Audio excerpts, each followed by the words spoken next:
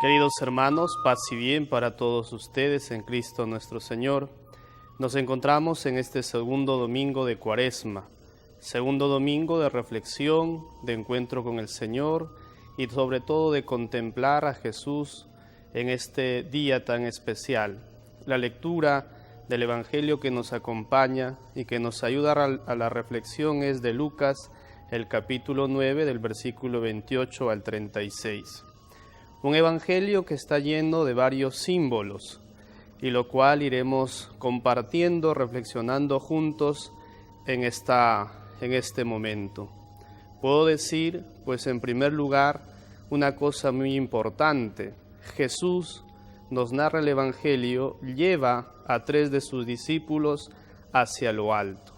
Lo alto siempre en la Biblia es considerado el lugar de Dios. Y eso lo podemos también corroborar en el Antiguo Testamento. Moisés se dirige hacia lo alto, donde Dios se manifiesta en la zarza ardiente, donde se da a conocer. Y entonces Jesús lleva a Pedro, a Juan y a Santiago hacia lo alto, al encuentro de Dios para con ellos. Y en ese momento que están, empieza un acto importante que es la oración, tanto para Jesús como Hijo de Dios. Invita también a sus discípulos a este acto y entonces en ese momento nos va describiendo el Evangelio que aparecen Moisés y Elías, 2 personajes importantes en el Antiguo Testamento y de mucha trascendencia también para la religión judía, porque Moisés representa lo que significa la ley y mientras que Elías es el mayor de los profetas o uno de los mayores. Y entonces está la ley representada en Moisés y está por otro lado Elías como representante de los profetas. La alianza, hecha en Moisés, al igual que Elías, quien anuncia también al Salvador. Y entonces este encuentro es fundamental e importante porque nos hace notar que la religión judía es elemento importante para hablar de Jesús, como de aquel que se anunciaba en el Antiguo Testamento por medio de los profetas. Este encuentro significa también un paso a la novedad del reino de Dios, y la oración acompaña. Y bien sabemos que Moisés hace también su oración cuando está en el Sinaí, en el encuentro con Dios. Y entonces, ¿cuál es la importancia de la oración que nos lleva al encuentro con Dios? ¿Y quién nos conduce a ese encuentro con Dios? Pues es Jesús. Otro elemento importante que también nos dice el Evangelio es que mientras estaban allí, no en esa comodidad, en esa contemplación del misterio, también se busca la comodidad por parte de los discípulos.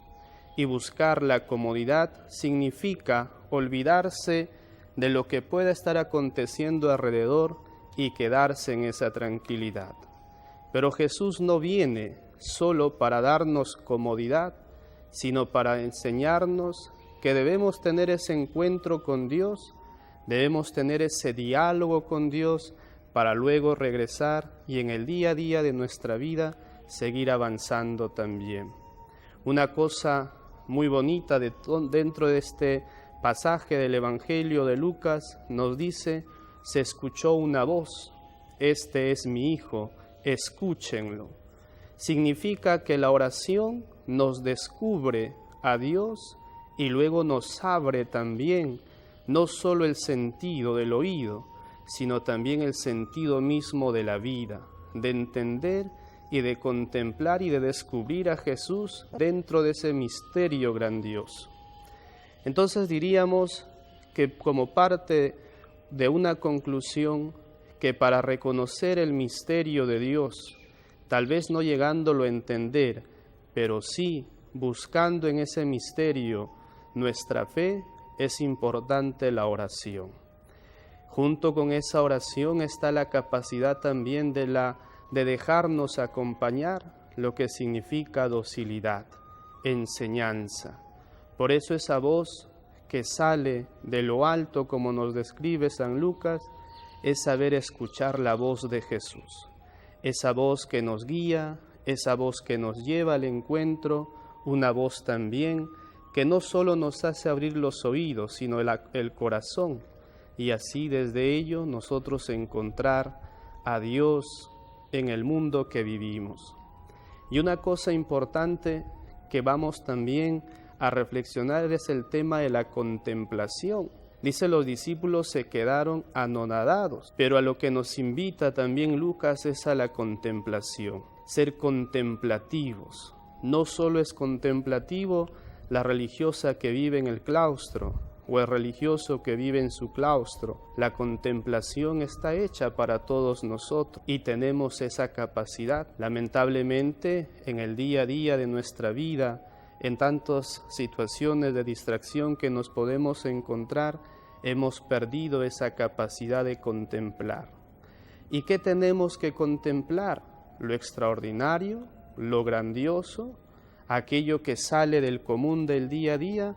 Pues no, contemplar el día a día de nuestra existencia, contemplar la creación de Dios, que bien sabemos cada vez más va en descuido, va siendo maltratado y abusado también. A veces nosotros nos maravillamos cuando vemos un animalito por allí medio extraño, pero esa capacidad de contemplación es lo que tenemos que cultivar también.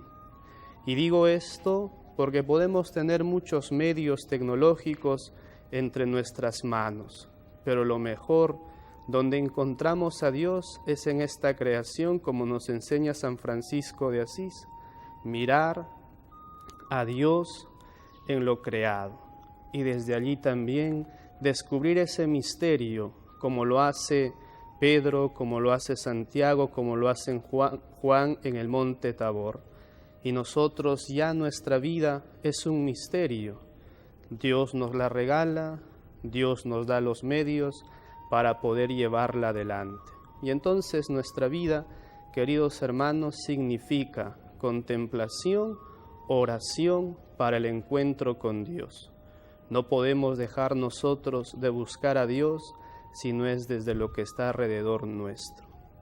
Y entonces vivir el día a día en esa actitud contemplativa, pero no olvidarnos tampoco de lo que sucede alrededor nuestro. De eso se trata la invitación de Jesús, de no quedarnos allí en el Tabor, en la comodidad, en la tranquilidad. Tenemos que hacerle frente a las adversidades y situaciones que nuestro contexto nos presenta, y allí podremos ir también buscando nosotros alternativas que nos lleven al encuentro con Dios y con Jesús. Aprovecho la oportunidad en este domingo, segundo domingo de Cuaresma, pero una fecha muy importante para todos nosotros, hermanos de la provincia misionera San Francisco Solano del Perú, que celebramos y nos unimos a esa alegría de nuestro hermano Gervasio González, quien celebra sus bodas de oro sacerdotal. Que Dios lo siga concediendo en esta vocación, la fidelidad, la perseverancia, y también destacar su